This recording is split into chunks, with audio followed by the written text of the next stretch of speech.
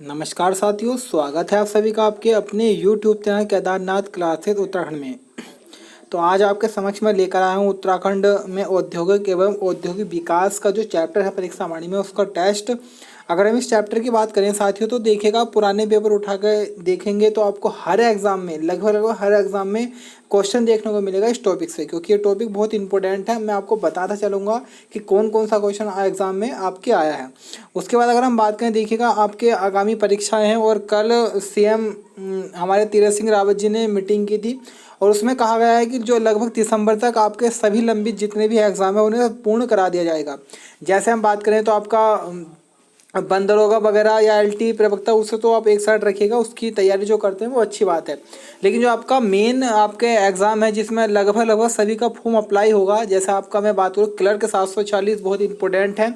उसके बाद आपका बीडीओ बीपीडीओ और आपका सचिवालय रक्षक हुआ, और उसका में जो आपकी पटवारी लेखपाल की वैकेंसी आई है, तो इन सभी वैकेंसी की अगर हम बात करें तो ये लगभग दिसंबर तक आपकी पटवारी को छोड़ दे तो थोड़ा बाकी जितनी वैकेंसी है लगभग दिसंबर में आपका एग्ज़ाम हो जाएगा और सितंबर से आपका एग्ज़ाम स्टार्ट होने की संभावनाएं हैं। जो आपके 3 एग्ज़ाम है क्लर्क, सचिवालय रक्षक और बीडीओ का सितंबर से हो जाएगा।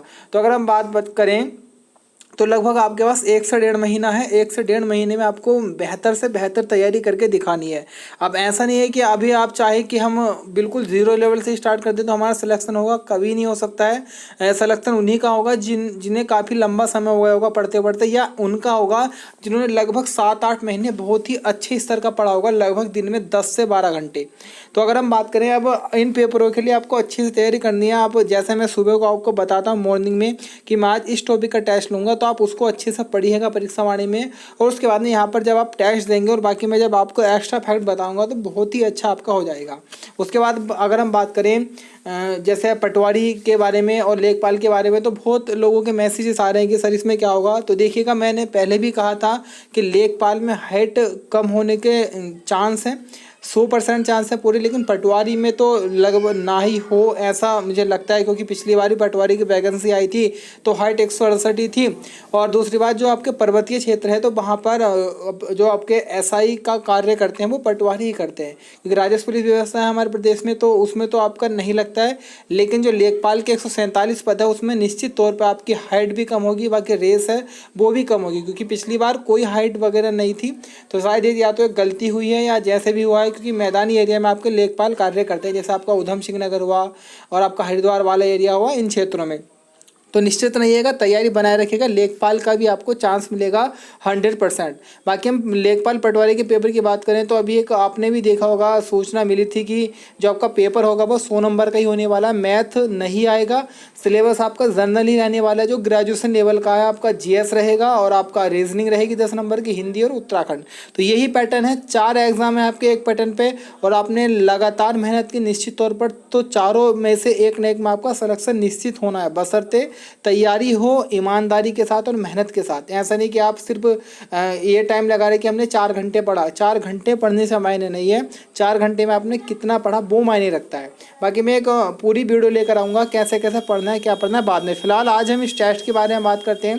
क्वेश्चन नंबर 1 है, काशीपुर में स्थित है। तो काशीपुर की मैं बात करूँ तो देखिएगा उधम सिंह नगर में ये आपका एक नगर निगम है जो 2013 में नगर निगम बना था।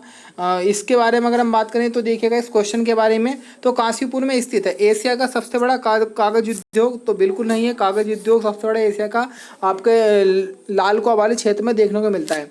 राज्य की सबसे पुरानी सूती मिल, जी हाँ, राज्य की जो सबसे पुरानी सूती मिल लगी थी प्रदेश में वो काशीपुर में ही लगी थी। तो क्वेश्चन नंबर 1 का आंसर आपका बी हो जाएगा। क्वेश्चन नंबर 2 है, राज्य में रेशम सहकारी संघ कहाँ स्थित है। तो ये क्वेश्चन कई बार एग्जाम में बना हुआ है। तो रेशम सहकारी संघ के बारे में अगर हम बच्चों बात करें तो ये आपका प्रेम नगर में स्थित है। तो क्वेश्चन नंबर 2 का आंसर हमारा सी हो जाएगा। रेशम सहकारी संघ कहाँ स्थित है, हमारा प्रेम नगर में स्थित है। क्वेश्चन नंबर 3 है, राज्य में भारतीय लघु उद्योग बैंक कहाँ स्थित है। तो राज्य में भारतीय लघु उद्योग बैंक जो स्थित है तो वो हमारा अगर हम बात करें तो हमारा देहरादून में स्थित आ जाता है। तो क्वेश्चन नंबर 3 का आंसर हमारा डी हो जाएगा, देहरादून। क्वेश्चन नंबर 4 की तरफ बढ़ते हैं। क्वेश्चन नंबर 4 है, राज्य का सबसे बड़ा एकीकृत औद्योगिक आस्थान कौन सा है। तो देखिएगा अगर हम बात करें प्रदेश में तो कुल प्रदेश में आपके 7 औद्योगिक आस्थान आपको देखने को मिल जाएंगे, जो कि आपके सिडकुल के तहत आपके बने हैं। तो अगर हम बात करें सबसे बड़ा क्षेत्रफल के बारे में, तो देखिएगा जो आपका पंतनगर का है एकीकृत औद्योगिक आस्थान, तो पंतनगर का सबसे बड़ा है। इसका मैं क्षेत्रफल की बात करूं तो 32,67.7 एकड़ क्षेत्रफल में आपका ये स्थित है। उसके बाद अगर हम बात करें तो सबसे बड़ा था, अगर सबसे छोटा आ जाए तो देखिएगा एकीकृत औद्योगिक आस्थान फार्मासिटी सेलाकुई देहरादून, जो कि 50 एकड़ में सबसे छोटा है। उसके बाद अगर हम बात करें तो देखिएगा सिडकुल के बारे में, तो state industrial development corporation of Uttarakhand इसकी फुल फॉर्म हो जाती है। अगर हम हिंदी में बात कर ले तो राज्य औद्योगिक विकास निगम लिमिटेड उत्तराखंड, मुख्यालय देहरादून में, और सिडकुल की जो स्थापना हुई थी वो 2002 में हुई थी। उसके बाद अगर हम बात करें क्वेश्चन नंबर 5 के बारे में, क्वेश्चन नंबर 5 है राज्य में लघु उद्योग सेवा संस्थान कहाँ स्थित है। तो राज्य में लघु उद्योग सेवा संस्थान जो हमारा स्थित है वो नैनीताल के हल्द्वानी में स्थित है। तो क्वेश्चन नंबर 6 का आंसर हमारा सी हो जाएगा। हल्द्वानी की हम बात करें तो देखिएगा गोला नदी पर हल्द्वानी स्थित है, और आपकी गोला नदी को हल्द्वानी के जीवन रेखा कहा गया है। बाकी सबसे बड़ा नगर निगम है जनसंख्या के मामले कुमाऊं का सबसे, और अगर हम बात करें तो नाहन श्रृंखलाएँ आपके हल्द्वानी में पाई जाती है। इसका प्राचीन नाम हल्दुवाणी था।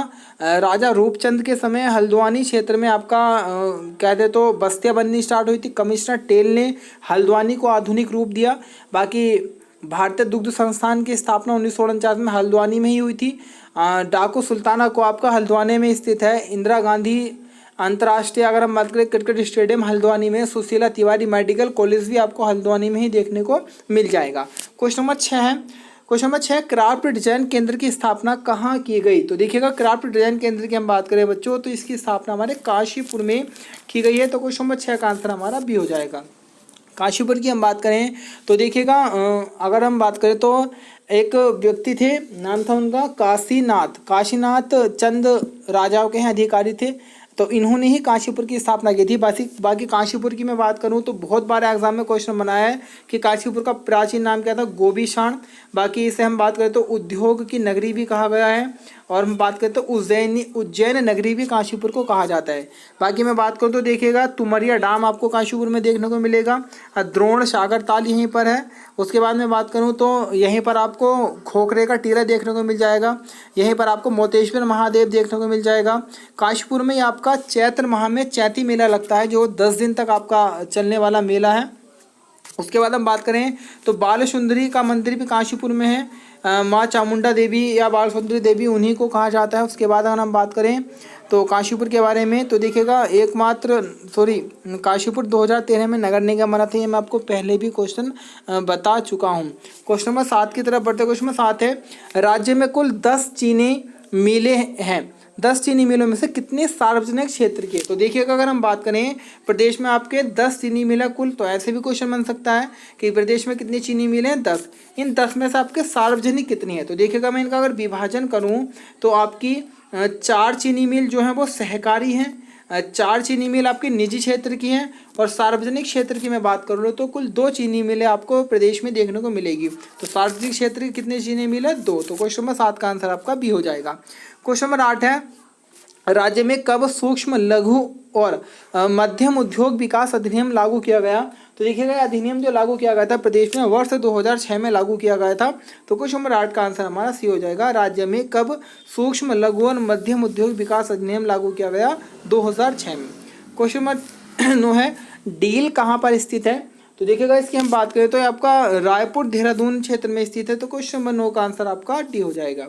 क्वेश्चन नंबर 10 है ऊनी साले कहाँ के प्रसिद्ध है।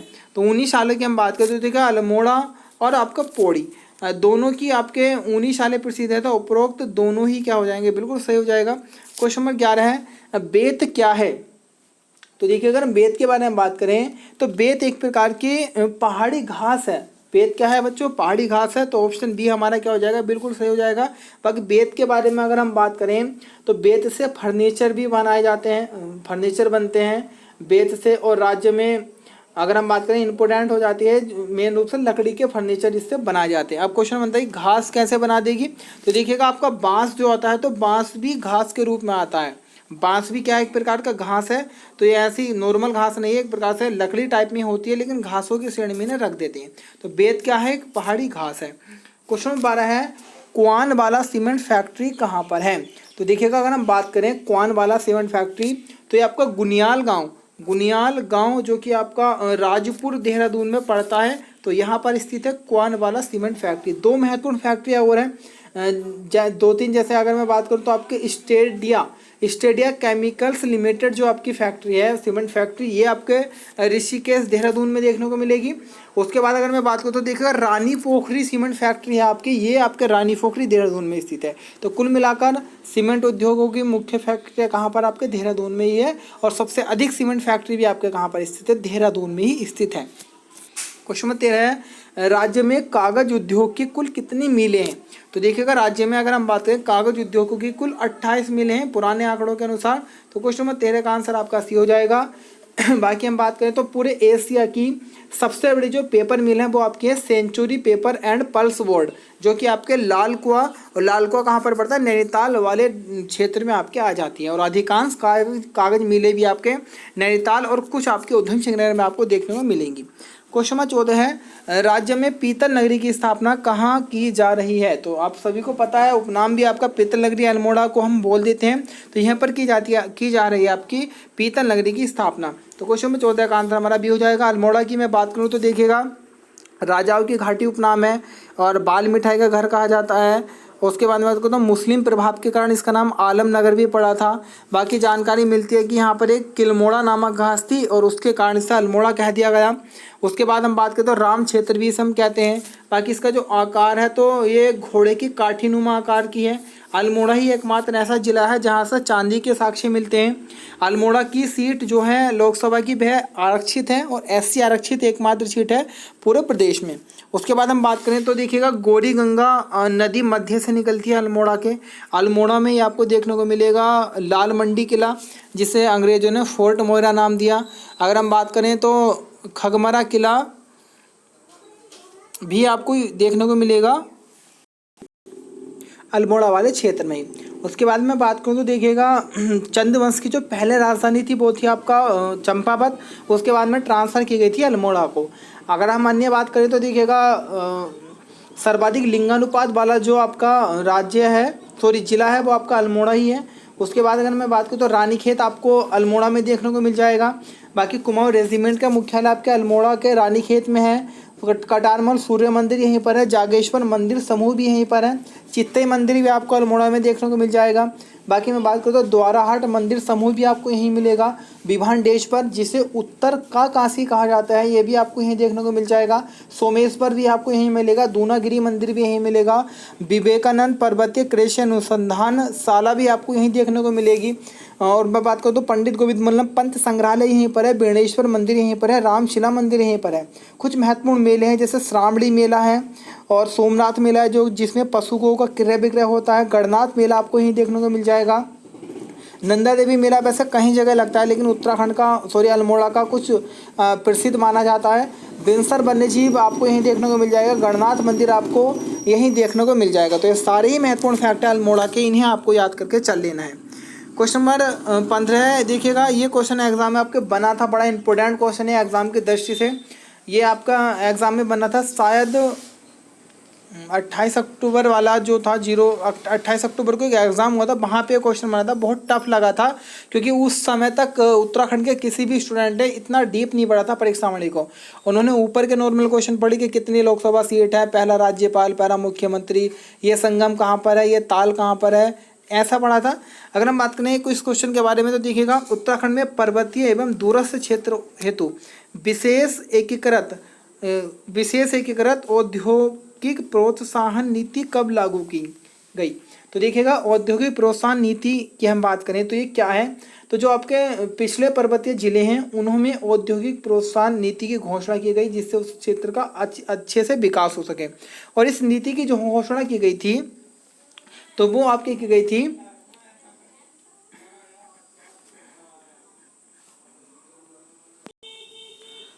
1 अप्रैल 2008 को। तो क्वेश्चन 15 का आंसर आपका डी है। देखिएगा वीडियो अच्छी लग रही है तो कमेंट कीजिएगा नाइस वीडियो और एक लाइक कीजिएगा, क्योंकि आप जब तक कमेंट नहीं करेंगे तब तक मुझे मोटिवेट नहीं मिलेगा, इसलिए कमेंट कीजिएगा, लाइक कीजिएगा अच्छी तरीके से। थोड़ी हम इस पर चर्चा करते हैं। तो देखिएगा ये वाला क्वेश्चन आपके एग्जाम में बना था कि औद्योगिक प्रोत्साहन नीति राज्य में कब आई, तो 1 अप्रैल 2008 को। इसका मुख्य लक्ष्य है जो आपके पिछड़े हुए पर्वतीय जिले हैं उनमें उद्योग को बढ़ावा देना। अगर हम बात करें ये कब से कब तक थी, तो 1 अप्रैल 2008 से 31 मार्च 2018 तक इस योजना को रखा गया था। इसमें हम क्या है देखिएगा, इसके अंदर कुछ जिलों को श्रेणी में रखा गया था। जैसे श्रेणी ए की मैं बात करूँ, श्रेणी ए में जो जिले थे तो वो आपका उत्तरकाशी को रखा गया था, चमोली को रखा गया था, पिथौरागढ़ को रखा गया था, रुद्रप्रयाग को रखा गया था और आपके चंपावत को रखा गया था। लास्ट टाइम फॉरेस्ट गार्ड का जो एग्ज़ाम हुआ था आपके 16 फरवरी को, तो उसके सेकंड मीटिंग में क्वेश्चन आया था कि औद्योगिक प्रोत्साहन नीति 2008 के अनुसार उत्तरकाशी को किस श्रेणी में रखा गया है। कितना डीप क्वेश्चन था, अगर आपने नहीं पढ़ा हो तो देखिएगा यहाँ से ये भी क्वेश्चन बना था, 2 क्वेश्चन बने थे। तो देखिएगा उत्तरकाशी किस श्रेणी में आपके आ जाएगा, तो ए श्रेणी में आ जाएगा। फिर से सुनिएगा, उत्तरकाशी, चमोली, पिथौरागढ़, चंपावत, रुद्रप्रयाग ए में। और आपका जो बी श्रेणी में थे दो वो थे आपके टिहरी था, पौड़ी था, अल्मोड़ा था और आपका बागेश्वर था। उसके बाद में आपका देहरादून था और आपका यूएस नगर था। तो 6 आपके बी श्रेणी में थे, 5 आपके ए श्रेणी में थे। जिले में आपको बता चुका हूँ, कैसे भी वो क्वेश्चन देगा आप 99% एग्जाम में आंसर लगा के आओगे पक्का। क्वेश्चन नंबर 16 है, रिंगाल का उपयोग क्या बनाने में किया जाता है। तो देखिएगा रिंगाल की अगर हम बात करें तो रिंगाल भी एक प्रकार की पहाड़ी नरकट घास है और इसका हम प्रयोग करते हैं। देखिएगा रिंगाल और बांस, रिंगाल और हम बांस से जो बनाते हैं कुछ महत्वपूर्ण चीज़ें इन दोनों से, रिंगाल और बांस से। जैसे मैं बात करूँ तो थोड़ा इससे अपने टोकरी, मोस्टा, सूप, चटाई, कंडी, डाले और आपका कटोरा, कालीन, ये सारी महत्वपूर्ण चीज़ें हम इससे बना देते हैं। तो क्वेश्चन नंबर आपका 16 का आंसर हो जाएगा ऑप्शन डी, बिल्कुल सही है कि रिंगाल का उपयोग करके हम क्या क्या बना सकते हैं, क्या बनाया जाता है। तो उपरोक्त सभी इसका आंसर हो जाएगा आपका ऑप्शन डी।